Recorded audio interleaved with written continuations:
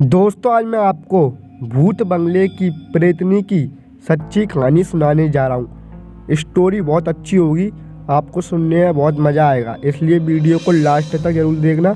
आपके पास एयरफोन हो तो एयरफोन लगा के सुनो इस कहानी को, आपको मज़ा आएगा।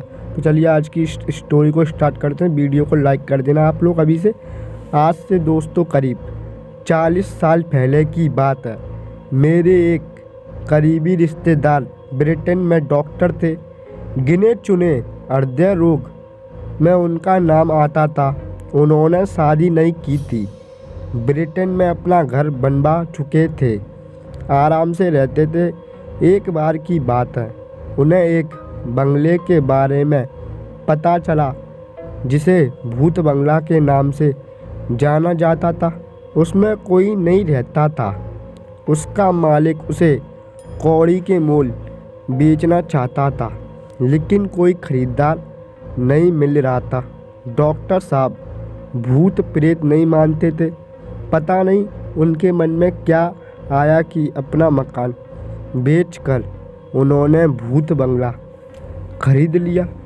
उसकी रंगाई पुताई करवाई और गृह प्रवेश कराकर उसमें रहने चले आए। गृह प्रवेश के समय भारत से उनके कई रिश्तेदार पहुँचे थे।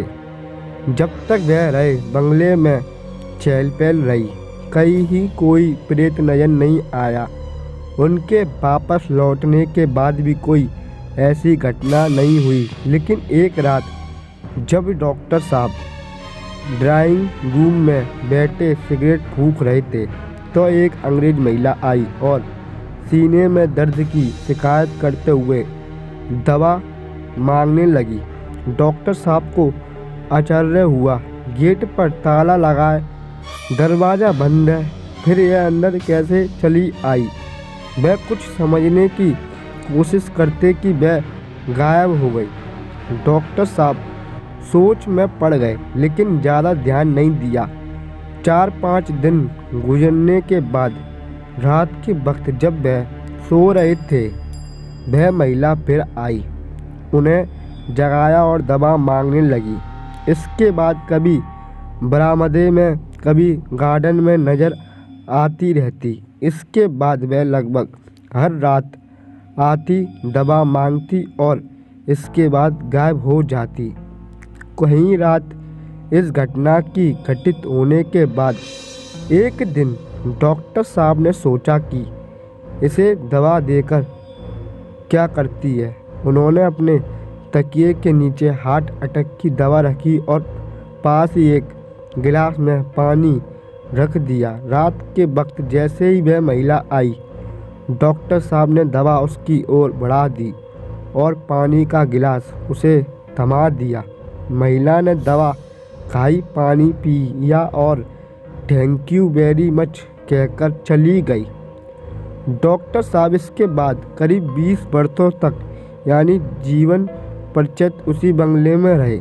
लेकिन वह महिला इसके बाद फिर वह कभी दिखाई नहीं पड़ी।